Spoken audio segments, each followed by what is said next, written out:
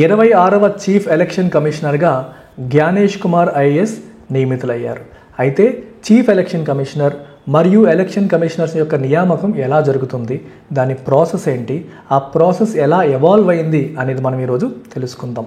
కాన్స్టిట్యూషన్లో ఆర్టికల్ 324 ఏం చెప్తుందంటే చీఫ్ ఎలక్షన్ కమిషనర్ మరియు ఎలక్షన్ కమిషనర్స్ని president from time to time appoint చేయాలి అని చెప్పారు, subject to the provisions of any law made by parliament అని చెప్పారు. అంటే పార్లమెంట్ ఏదైనా చట్టం చేసి ఉంటే ఆ చట్టంలో ఉన్న కండిషన్స్ని బట్టి ప్రెసిడెంట్ వాళ్ళని అపాయింట్ చేయాలి అని చెప్పడం జరిగింది.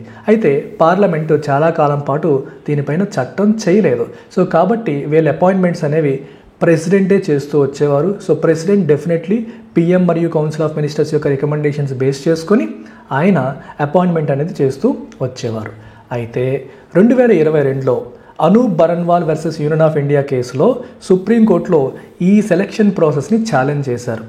ఎందుకంటే ఎగ్జిక్యూటివ్ కంప్లీట్గా నియామకాన్ని కంట్రోల్ చేయడం వల్ల పిఎం మరియు కౌన్సిల్ ఆఫ్ మినిస్టర్స్కి అనుకూలంగా ఉండే వాళ్ళే election కమిషనర్స్గా నియమితమవుతున్నారు.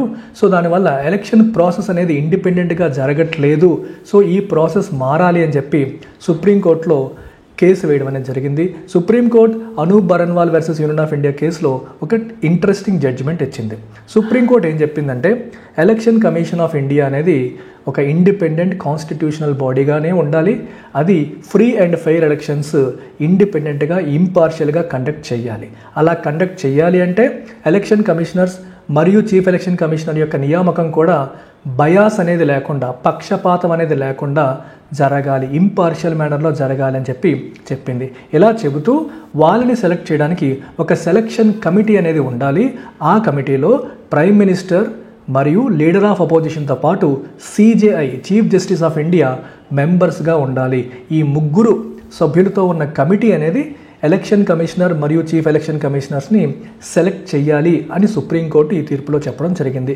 At the same time parliament ఈలోపు చట్టం చేస్తే ఆ చట్టంలో ఉన్న కండిషన్స్ ప్రకారం సెలక్షన్ ప్రక్రియ జరగాలని కూడా సుప్రీంకోర్టు చెప్పడం అనేది జరిగింది. సో 2022లో సుప్రీంకోర్టు ఇచ్చిన తీర్పు ఇది. ఆ తర్వాత మన గవర్నమెంట్ ఏం చేసిందంటే పార్లమెంట్ ద్వారా ద చీఫ్ ఎలక్షన్ కమిషనర్ మరియు ఎలక్షన్ కమిషనర్స్ యాక్ట్ 2023 తీసుకొచ్చింది.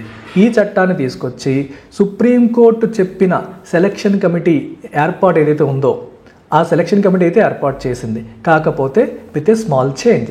సుప్రీంకోర్టు ఏం చెప్పింది, పిఎం, లీడర్ ఆఫ్ అపోజిషన్ మరియు సిజేఐ దాంట్లో మెంబర్స్గా ఉన్న కమిటీ సెలక్షన్ చేయాలని చెబితే మన చట్టం పార్లమెంట్లో చేసిన కొత్త చట్టం ఏం చెప్పిందంటే పిఎం, లీడర్ ఆఫ్ అపోజిషన్ మరియు యూనియన్ క్యాబినెట్ మినిస్టర్, అంటే మనకి సిజేఐ బదులు యూనియన్ క్యాబినెట్ మినిస్టర్ని సెలక్షన్ కమిటీలో మెంబర్గా పెట్టడం అనేది జరిగింది. సో ఈ ముగ్గురు సభ్యులతో కూడిన సెలక్షన్ కమిటీ అనేది చీఫ్ ఎలక్షన్ కమిషనర్ మరియు ఎలక్షన్ కమిషనర్స్ని అపాయింట్ చేస్తుంది, సో సెలక్షన్ చేస్తుంది అని చెప్పేసి ఈ చట్టం చెప్పడం జరిగింది. సో ఈ చట్ట ప్రకారం అంటే 2023లో వచ్చిన ఈ చట్ట ప్రకారం ఇప్పుడు ఈ సెలక్షన్ కమిటీ ఎవరెవరున్నారు దీంట్లో, PM Narendra Modi garu, leader of opposition Rahul Gandhi garu మరియు మూడవ క్యాండిడేట్గా union cabinet minister, union home minister Amit Shah ఉన్నారు. సో వీళ్ళ ముగ్గురు కలిపి నిర్ణయం తీసుకోవడం జరిగింది.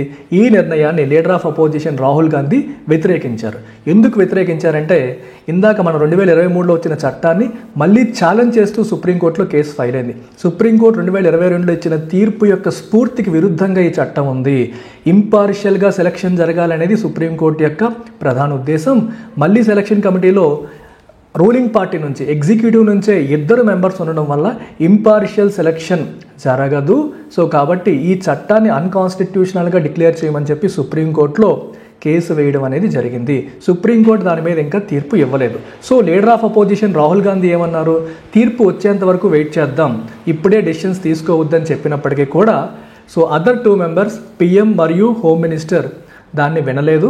సో వాళ్ళిద్దరూ అపాయింట్మెంట్కి ఓటు వేయడం వల్ల 2:1 మెజారిటీతో జ్ఞానేష్ కుమార్ ఐఏఎస్ యొక్క నియామకం అనేది జరిగింది. సో దీనిపైన సుప్రీంకోర్టు ఏం చెప్తుంది అనేది ఇంకా తెలియదు. సుప్రీంకోర్టు తీర్పు ఈజ్ అవైటెడ్, ఇంకా రావాల్సి ఉంది.